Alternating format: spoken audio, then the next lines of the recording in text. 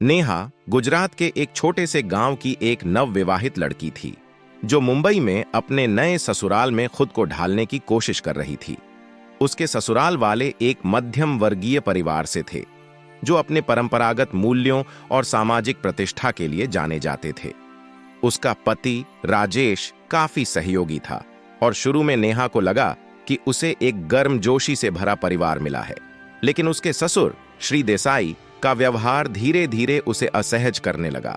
शुरुआत में यह हल्की फुल्की नजरों से शुरू हुआ और फिर अनावश्यक बातचीतों में बदल गया, जहां वे अक्सर उसकी सुंदरता पर मजाकिया अंदाज में टिप्पणी करते थे।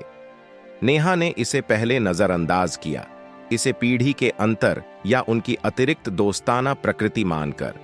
वह इसे मासूम मानना चाहती थी ताकि नए घर में किसी तरह का विवाद न हो। लेकिन कुछ ही महीनों में श्री देसाई का व्यवहार बढ़ने लगा। वे अक्सर पारिवारिक बातचीत के दौरान उसकी व्यक्तिगत जगह में आ जाते, जिसका कोई कारण नहीं होता। परिवार के समारोहों में वह अक्सर उसकी सहेलियों या रिश्तेदारों पर भी अजीब सी निगाह डालते, जिससे आसपास के लोग असहज महसूस करते थे।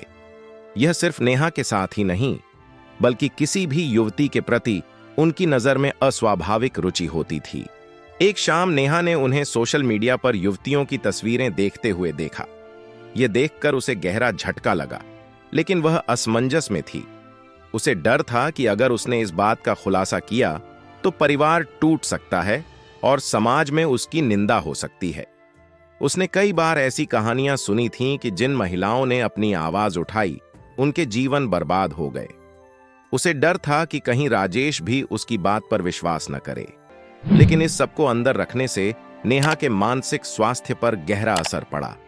वह घर में अलग थलग महसूस करने लगी और खुद पर शक करने लगी। क्या वह ज्यादा सोच रही थी?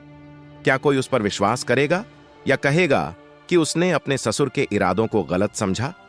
लगातार तनाव और ससुर के साथ अकेले रहने का डर उसे रातों की नींद से वंचित कर रहा था, जिससे उसकी सेहत पर बुरा असर पड़ने लगा।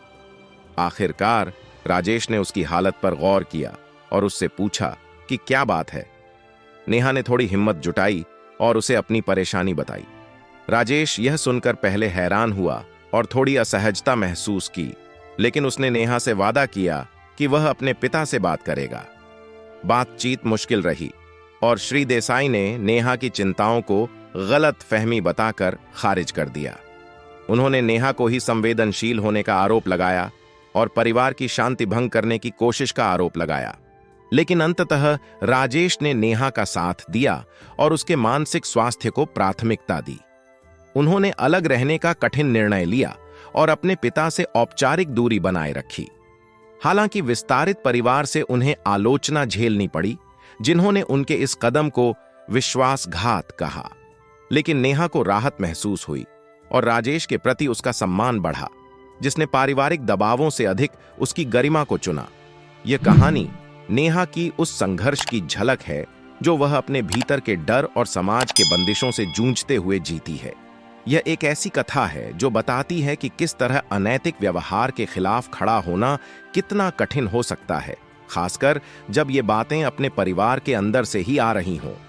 यह आत्मसम्मान, विश्वास और साहस की कहानी है जो समाज के रीति रिवाजों और प्रतिष्ठा से ऊपर उठकर अपनी गरिमा को बचाने का संदेश देती है।